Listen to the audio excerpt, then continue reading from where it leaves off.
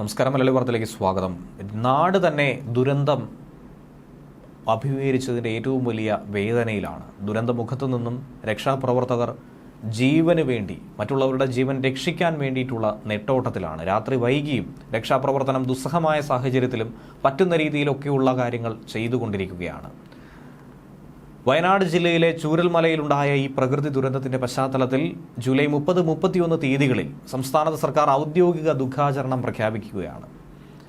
ഇന്ന് തന്നെ രാവിലെ സർക്കാർ അജണ്ടയിലുണ്ടായിരുന്ന പല പരിപാടികളും മാറ്റിവെച്ചിട്ടുണ്ടായിരുന്നു.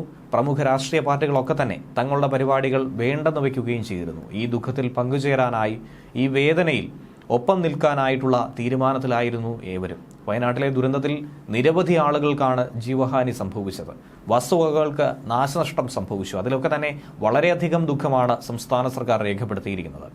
ഈ 30-31 തീയതിയിൽ ദുഃഖാചരണ കാലയളവിൽ സംസ്ഥാനമൊട്ടാകെ ദേശീയ പതാക പകുതി താഴ്ത്തിക്കെട്ടേണ്ടതും സർക്കാർ നിശ്ചയിച്ചിട്ടുള്ള പൊതുചടങ്ങുകളും ആഘോഷ പരിപാടികളും മാറ്റിവെക്കണമെന്നും ചീഫ് സെക്രട്ടറി അറിയിച്ചിട്ടുണ്ട്. ഉരുൾപൊട്ടലിൽ ജീവൻ നഷ്ടമായവരുടെ വേർപാടിൽ ഭക്ഷ്യ സിവിൽ സപ്ലൈസ് വകുപ്പ് മന്ത്രി GR അനിൽ അഗാധമായ ദുഃഖവും അനുശോചനവുമാണ് രേഖപ്പെടുത്തിയിരിക്കുന്നത്. ജില്ലാ ഭരണകൂടവുമായി ബന്ധപ്പെട്ട് ദുരിതാശ്വാസ പ്രവർത്തനങ്ങൾക്ക് ആവശ്യമായ എല്ലാവിധ പിന്തുണയും നൽകാൻ പൊതുവിതരണ വകുപ്പിലെയും സപ്ലൈകോയിലെയും ഉദ്യോഗസ്ഥർക്ക് നിർദ്ദേശം നൽകിയിട്ടുണ്ട്. ഇതുകൂടാതെ തിരുവനന്തപുരത്ത് പത്രപ്രവർത്തക യൂണിയനും 31 തീയതി രാവിലെ 9:30 മുതൽ അവശ്യ വസ്തുക്കൾ കളക്ട് ചെയ്യാനുള്ള ഒരു തീരുമാനവും കൈക്കൊണ്ടിട്ടുണ്ട്. ദുരന്തമുഖത്തേക്ക് നൽകാനുള്ള പ്രാഥമിക ആവശ്യങ്ങൾക്കായിട്ടുള്ള ഭക്ഷണ കിറ്റുകളും അതുപോലെ പ്രാഥമിക ആവശ്യങ്ങൾ നിർവഹിക്കാനുള്ള ചെറിയ കിറ്റുകളുമൊക്കെ തന്നെ തയ്യാറാക്കിക്കൊണ്ടിരിക്കുകയാണ്. ക്യാമ്പുകളിലേക്ക് ഭക്ഷ്യസ്ഥാനങ്ങളുടെയും അവശ്യവസ്തുക്കളുടെയും വിതരണം ഉറപ്പുവരുത്താനുള്ള നീക്കവും നടത്തുന്നുണ്ട്.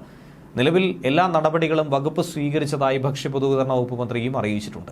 ജില്ലയിലെയും സമീപ ജില്ലകളിലെയും സപ്ലൈകോ ഭക്ഷ്യ പൊതുവിതരണ വകുപ്പ് ഉദ്യോഗസ്ഥരുടെ സേവനം വയനാട്ടിൽ ഉറപ്പുവരുത്തുമെന്നും ദുരിതാശ്വാസ ക്യാമ്പുകളിൽ അവശ്യ സാധനങ്ങൾ എത്തിച്ചു നൽകുന്നതിന് യുദ്ധകാലാടിസ്ഥാനത്തിൽ നടപടി സ്വീകരിക്കാനുമുള്ള നിർദ്ദേശമാണ് നിലവിൽ മന്ത്രി നൽകിയിരിക്കുന്നത്. ന്യൂസ് ഡെസ്ക് മലയാളി വാർത്ത.